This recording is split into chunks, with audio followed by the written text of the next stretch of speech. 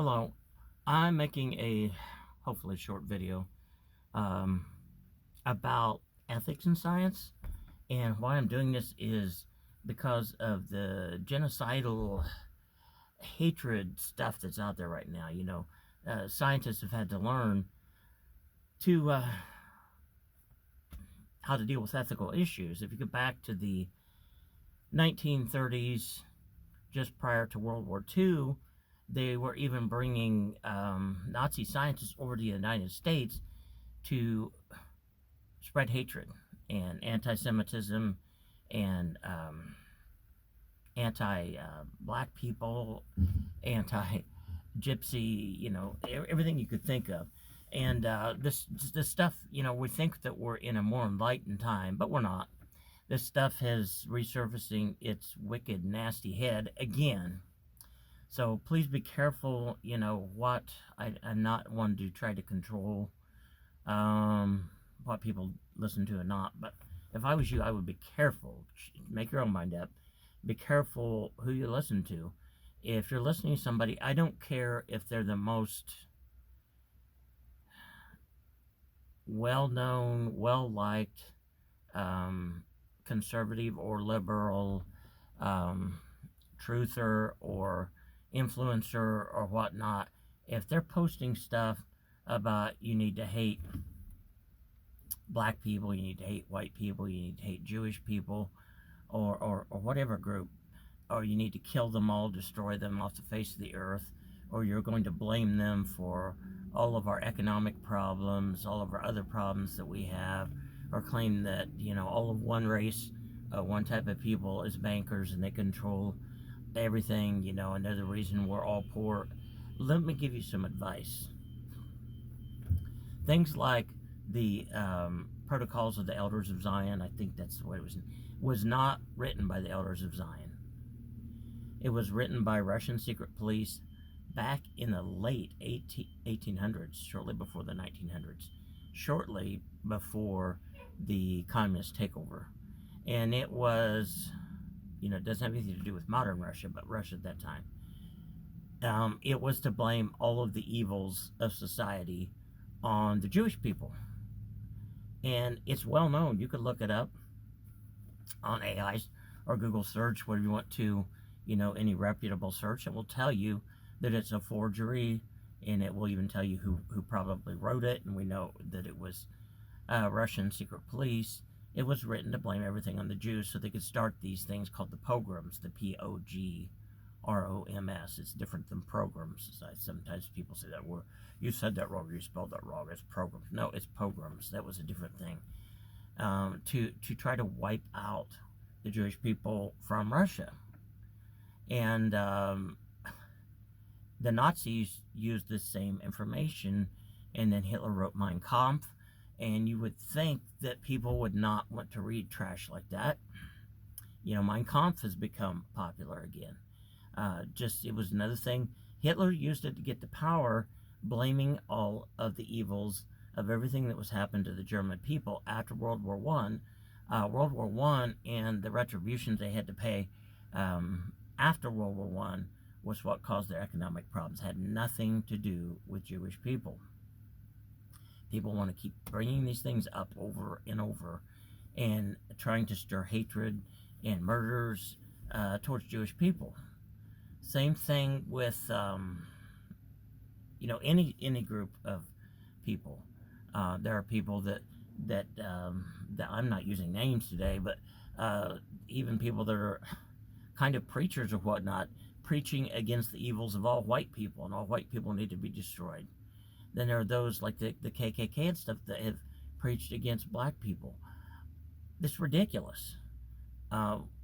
We're all humans, the same species. We're not different species. It's not like one group is aliens or something. We need to pull together.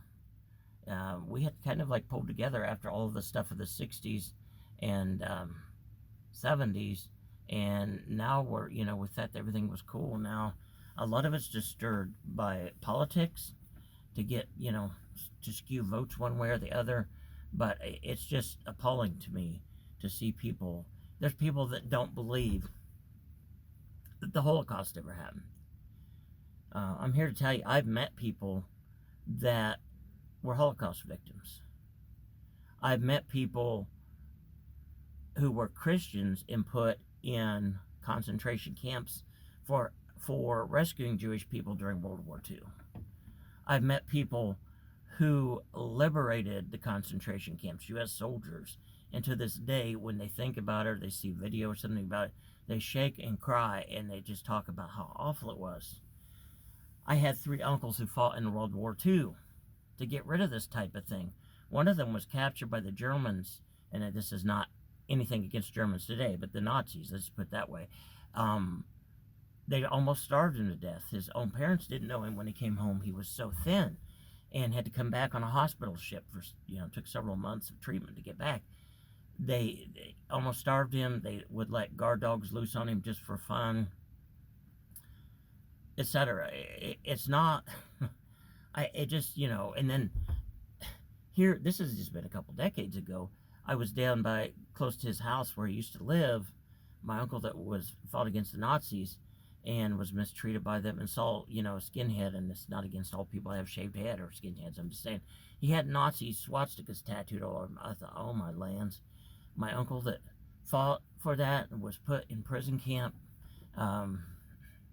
horribly suffered, and he would be appalled, as people say, he would roll over in his grave if that were possible, to know that someone just, a few blocks over from him is exhibiting the swastika sign. Yes, originally the swastika was used as a magic thing of good luck symbol, charm, that type of thing, long time ago. But then the Nazis took it, turned it to the left. They believed in the occult world, if you turn something to the right, I don't believe this. So they believe you got good power. If you turn it left, you get evil power. So they turned it left and did horrible things with that. That is not something you want. You don't want the Nazi salute. You don't want anything to do with that. And these people coming out and saying that the Holocaust never happened. There's still people alive with tattoos on them from the concentration camps. There's people who are still in poverty. This just gets me too when we hear people say all Jewish people are business people and they're rich and they're out to get your money.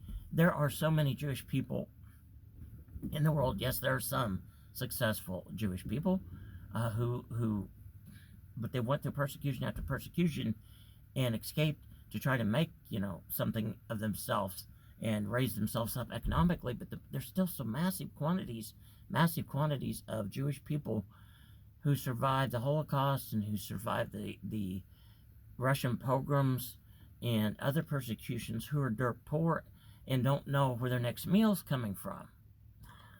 And, some people have the audacity to put material out and say that they're all rich bankers and they're all controlling our society. And, people try to blame. Let's think about the size of Israel. Israel is the tiniest, not the tiniest, but it's one of the tinier nations of the world, completely surrounded by enemies, fighting for survival all the time. And people think they're controlling everything over here. They think that they're even assassinating our political leaders and forcing our political leaders to do their will. Let's grow up and get a clue. That's insane. I don't care what well-known influencer says that. It's insanity. They're just trying to stir hatred, to get more likes, to get more followers, to get more money, to get more political power, sometimes to get votes. It's craziness. There's people, Democrats, Republicans, left, right, who know the truth of this and don't agree with this. This is insanity. We can't allow this to happen again. The scientific experiments that were done on Jewish people during the Holocaust were heinous, and they did horrible experiments on black people in the United States during like 1950s.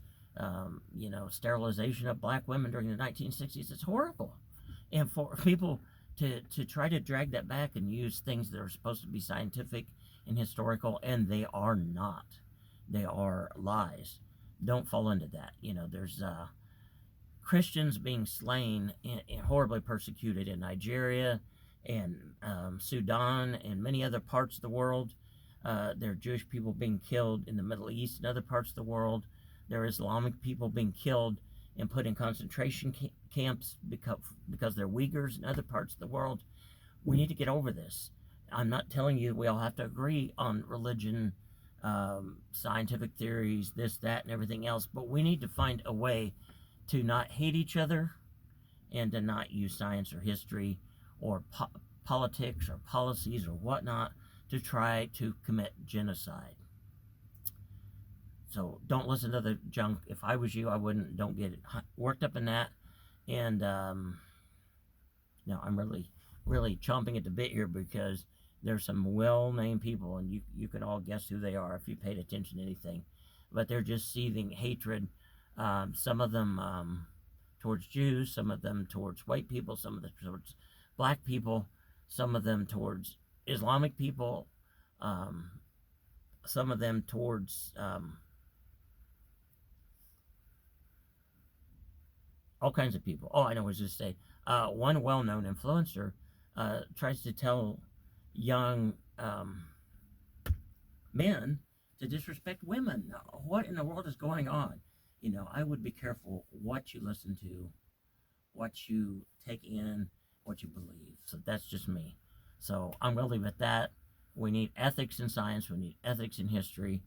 We don't need to rewrite and change history, which is what people are trying to do. So don't listen to trash. Don't believe trash like Mein Kampf and the Protocols of the Elders of Zion. And there were books written since then that drew on material from and called about the Priory of Zion and all that. And it's junk. Just saying. That's all I'm going to say. Talk to you later.